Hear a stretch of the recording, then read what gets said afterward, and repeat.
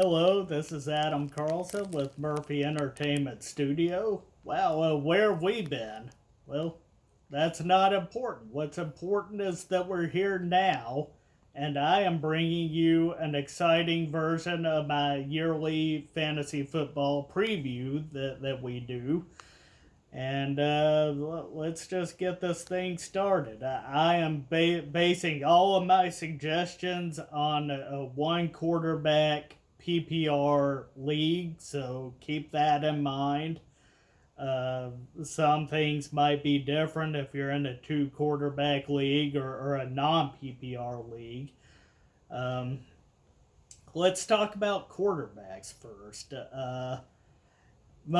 Traditional wisdom is that in a standard league you can probably wait on a quarterback. That means you probably will not get a Patrick Mahomes or a Josh Allen. But if you wait until round 9 or 10, you could swing a Justin Herbert or Ryan Tannehill, and there is absolutely nothing wrong with that. And in the meantime, you're building your other positions. Now, if you're in a two quarterback league, suddenly Patrick Mahomes, Josh Allen, Lamar Jackson, Aaron Rodgers, guys like that become viable first round options. Running backs. Now, again, if you want a bell cow running back, you will have to get one in round 1 and 2. These go early, these go quick, and you can wait, but you're going to get a guy in a committee, and there's nothing wrong with that if you're loading up on other positions. But if you want a superstar, you'll have to burn high draft capital to get them. Wide receivers. Now, they're a handful worth first and second round picks, but depth is there. You can get these in the middle round, 7 or 8.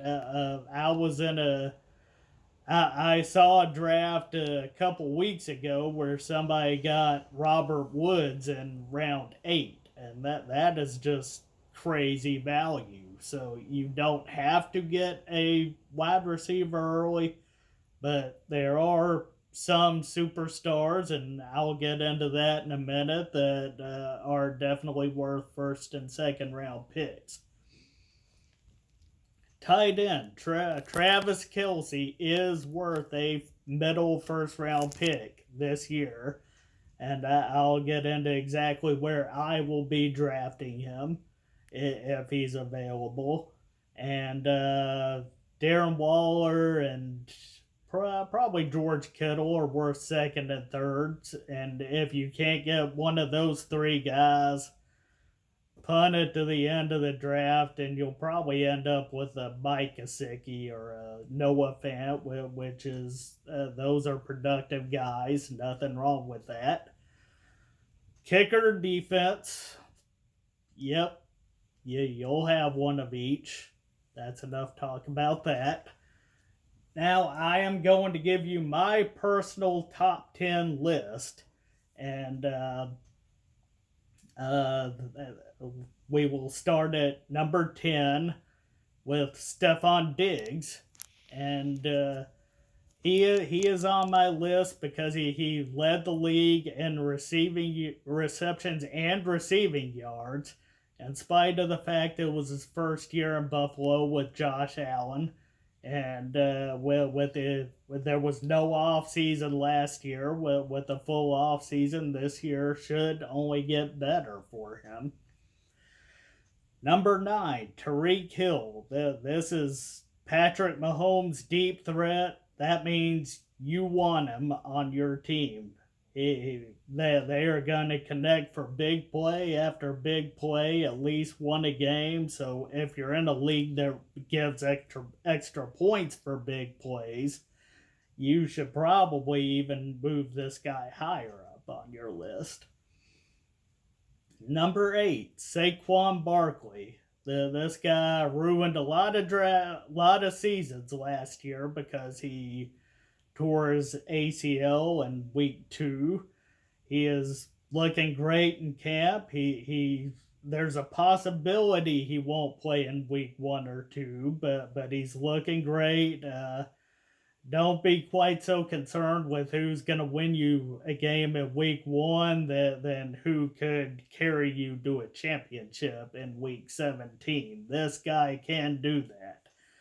The drawback and why he's not higher on this list, despite being probably the most talented running back, he still has that lousy offensive line that got him hurt in the first place. So that there is a risk there.